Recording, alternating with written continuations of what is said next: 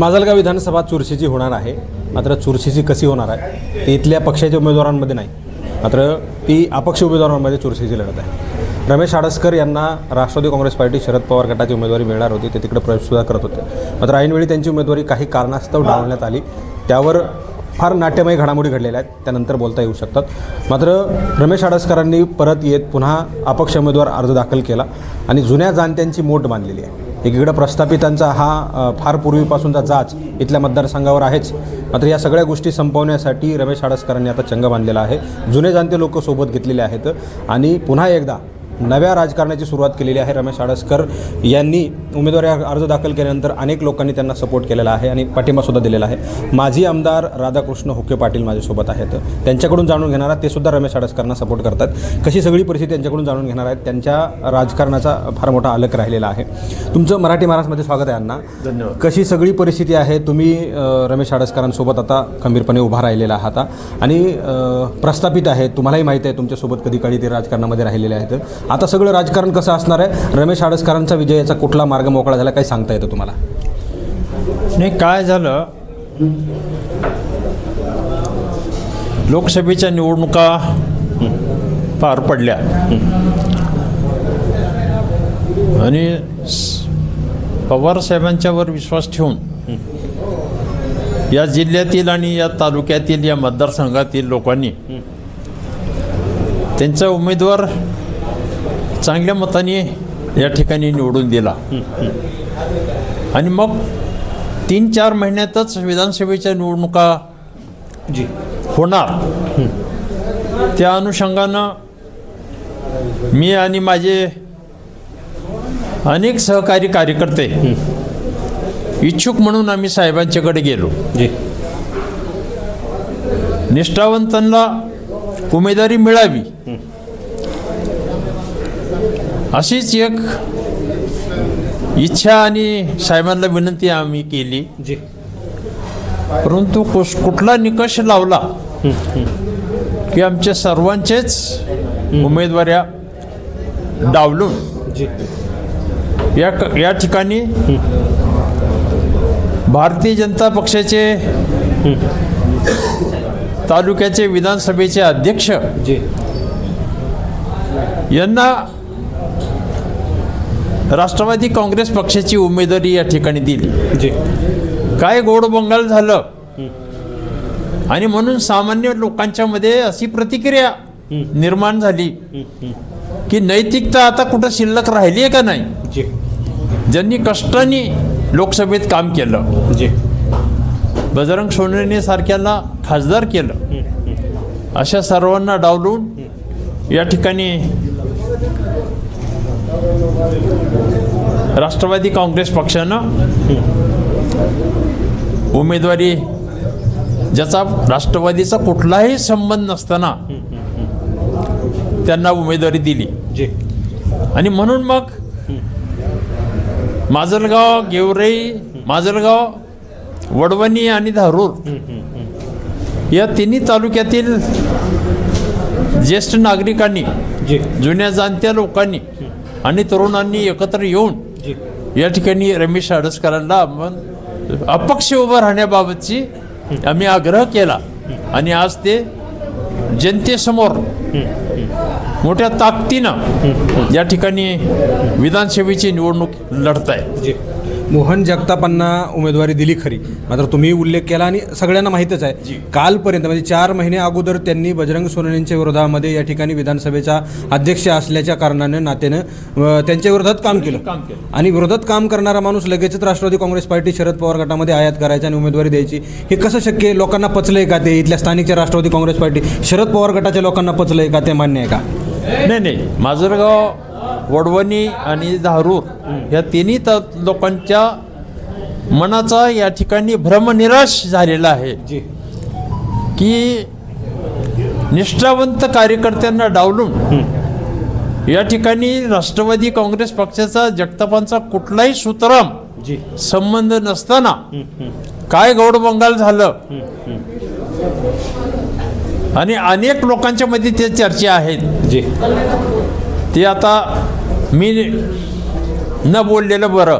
बरं बरं बरं परंतु सामान्य लोकांच्या मध्ये एक चर्चा आहे की ह्याच्यात काहीतरी काळं बेरं झालं आणि जगतापांना उमेदवारी दिली, त्याची फार मोठी नाराजी या मतदारसंघामध्ये पाहायला मिळते.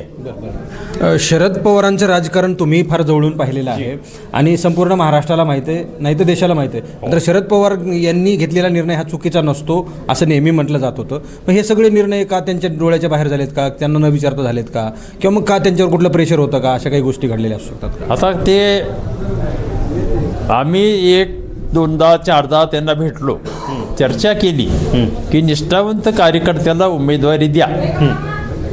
माझ्या बाबतीमध्ये चर्चा होत होती की तुमचं आता वय झालेलं आहे. बरं बरं.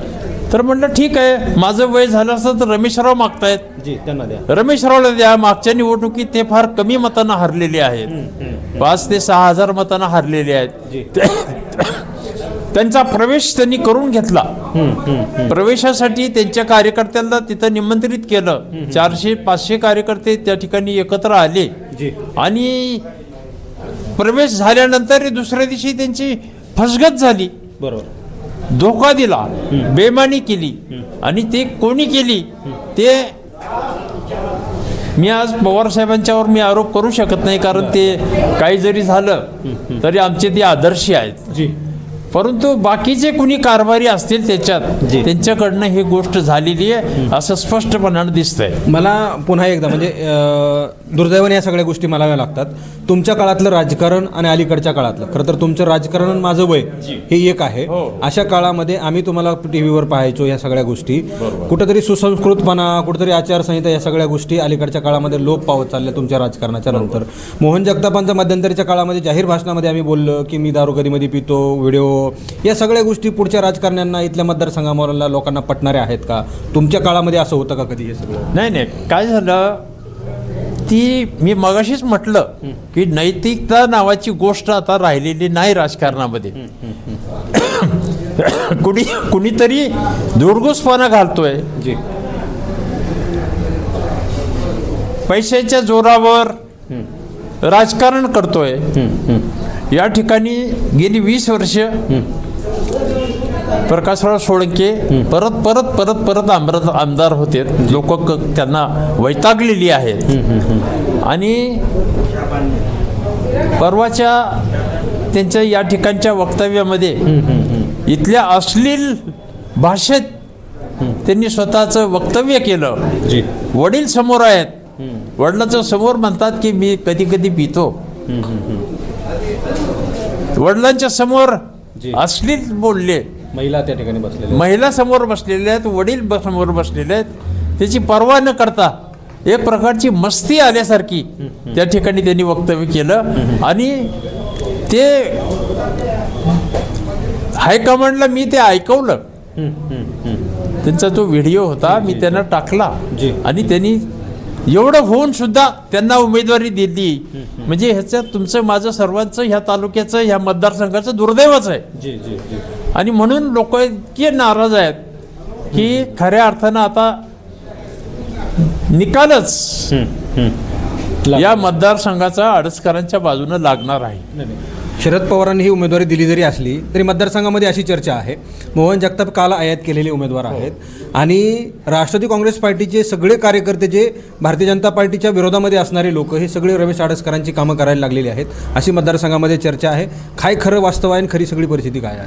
हे काय झालं, मी मगाशी सांगितल्याप्रमाणे भारतीय जनता पक्षाचे निष्ठावान कार्यकर्ते गेल्या 20-25 वर्षापासून या ठिकाणी ते निष्ठेनं भाजपमध्ये काम करतायत. त्यांना त्या ठिकाणी मोठ्या प्रमाणात आमदारांच्याकडनं या मतदारसंघात खूप त्रास झालेला आहे. एकाला तर जिवंत मारण्याची प्रकार या ठिकाणी घडलेला आहे. एवढी दादागिरी, एवढं हे, आणि जगतापांचं देखील तीच परिस्थिती आज या मतदारसंघामध्ये आहे. आणि आडसकर साहेबच एक उमदा कार्यकर्ता, तरुण कार्यकर्ता, मागच्या निवडणुकीत तिथे हरले पण या मतदारसंघात गेली 5-7 वर्ष कायम या मतदारसंघात ते घर करून राहत आहेत. प्रत्येकाच्या सुखदुःखामध्ये ते या ठिकाणी जात आहेत, संपर्क ठेवत आहेत, प्रत्येक गावात ते जात आहेत. तेव्हा लोकांची एवढी मोठी सहानुभूती त्यांना आहे की रमेशराव आडसकर हे निश्चितपणानं या ठिकाणी विजयी होतील. खरं तर मोहन जगताप यांचा हा विषय झाला. दुसरीकडे प्रकाश सोळंके यांच्याबद्दल जर बोलायचं झालं तर त्यांची उमेदवारी जी आहे ते त्यांच्या पुतण्यांना देण्यात येणार होती, जयसिंग यांना. त्यांनी जाहीरही करून टाकलं की हे माझे उत्तराधिकारी किंवा वारस असतील राजकीय. मात्र मध्यंतरी त्यांना सांगण्यात आलं किंवा मग त्यांचं असं म्हणणं आहे की मला अजितदादांनी प्रेशर केलं उमेदवारी देण्यासाठी. काय नेमकं गौड बंगाल होतं मतदारसंघामध्ये अशी आशा आहे, चर्चा आहे की जयसिंग सोळंके यांना ऐन वेळेला मधाचं बोट दाखवून जे आहे ते पुन्हा डावलण्यात आलेलं आहे. यांना सत्तेवर बसायची हौस होती अशी सगळी चर्चा आहे. यावर काय बोलायचे तुम्हाला? त्यांचं काय बरं का, तो कौटुंबिक प्रश्न आहे. त्यांचा प्रकाशराव सोळंके असो किंवा त्यांचे पुतणे असो, हे त्यांचा कौटुंबिक हा प्रश्न आहे. त्यांनी जाहीररित्या अनेक गावामध्ये बैठका घेऊन चर्चा केली की माझा वारसदार आता माझा पुतण्या असेल. परंतु अजितदादा पवारांचं नाव दाखवून या ठिकाणी त्यांचीच उमेदवारी या ठिकाणी आज आलेली आहे आणि लोक त्या उमेदवारीला अत्यंत कदरलेले आहेत. त्यामुळं ते कितव्या नंबरला राहतील ते आज काय सांगणं बरोबर होणार नाही. म्हणजे 1-2 अशा नंबरमध्ये नाहीच आहेत. नाही, ते काय मी तेच सांगतो, कितव्या नंबरला राहतील ह्याचं आज सांगणं बरोबर नाही. आणि म्हणून रमेशराव आडसकर हे निश्चितपणानं विजयी होतील अशी पूर्ण मी आणि माझ्या सर्व सहकारी कार्यकर्त्यांना या ठिकाणी खात्री आहे. खूप खूप धन्यवाद अण्णा. तर हे होते राधाकृष्ण होके पाटील आणि यांनी अत्यंत सुटसुटीत आणि स्पष्टपणे या सगळ्या गोष्टी म्हणजे पारदर्शक शब्दांमध्ये सगळ्या गोष्टी सांगितलेल्या आहेत. तर मतदारसंघाची काय नेमकी परिस्थिती होती, मतदारसंघामध्ये निवडणुकीच्या तोंडावर काय घडामोडी घडल्या आणि निवडणुकीच्या काळामध्ये आणि निवडणुकीच्या नंतर काय गोष्टी घडणार हे सुद्धा त्यांच्याकडून सांगण्यात आलेलं आहे. मोहन जगताप यांच्याबद्दल जर सांगायचं झालं तर काल आलेले उमेदवार या ठिकाणी राष्ट्रवादी काँग्रेस पार्टीने आयात केले आणि ते उमेदवार पुन्हा एकदा राष्ट्रवादी काँग्रेस पार्टीचे उमेदवार झालेत. खरं तर राष्ट्रवादी काँग्रेस पार्टीचे शरद पवार गटाचे उमेदवारही त्यांचे काम करणार आहेत मतदारसंघातले लोक आणि भारतीय जनता पार्टीचे लोक त्यांच्याकडे नाराज आहेत. या सगळ्या गोष्टींची सगळी परिस्थिती जर पाहिली तर मोहन जगताप यांनी आणि प्रकाश सोळंके यांना कुठला नंबर लागतो, ते कितव्या नंबरला राहतील अशी सगळी परिस्थिती सध्या यांनी वर्तवून दाखवलेली आहे. कॅमेरा पर्सन परिवर्तन जाधवसह मी संग्राम धनवे, मराठी महाराष्ट्र न्यूज, माजलगाव.